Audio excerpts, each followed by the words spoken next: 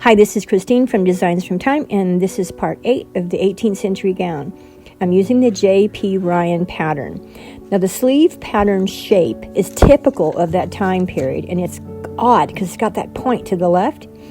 So first I'm going to finish the bottom of the sleeve by matching my right sides together, starting at the darts at the elbow. You want to face those dart seams in the opposite direction to avoid a big lump there.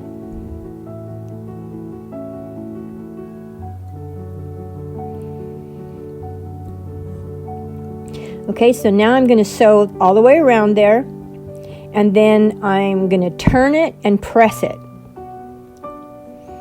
Now this is the back of the dress, and there's a seam where the strap attaches to the back, and that's important. Pay attention to that. Next, see that point? Okay, starting there, you're going to baste both layers together, starting at the point and ending at the point. So I gathered them lightly. You don't want to do it too much. You just want to ease that sleeve in. So I gathered it around, going under the arm and over the shoulder. You can see there's my gathered piece.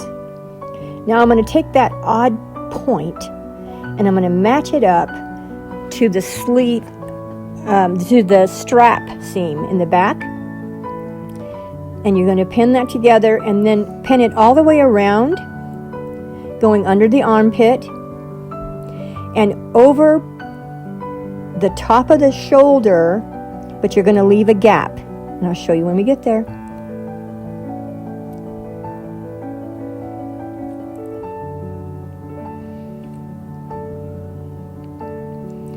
All right, now there's my gap.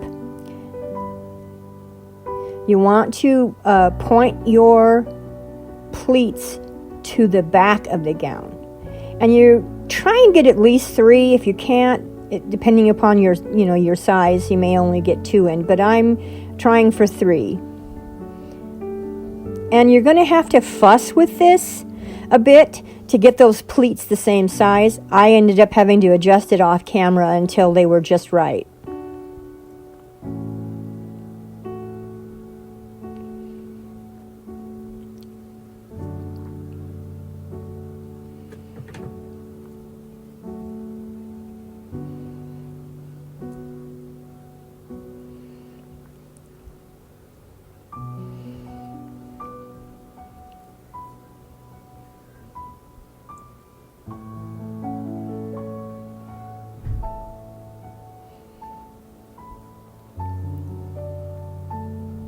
And so next, I sewed the sleeve into the armhole.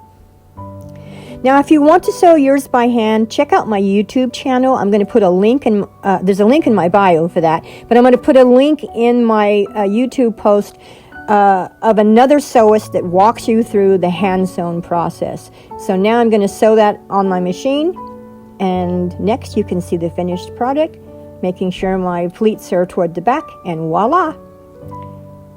Stay tuned for more updates.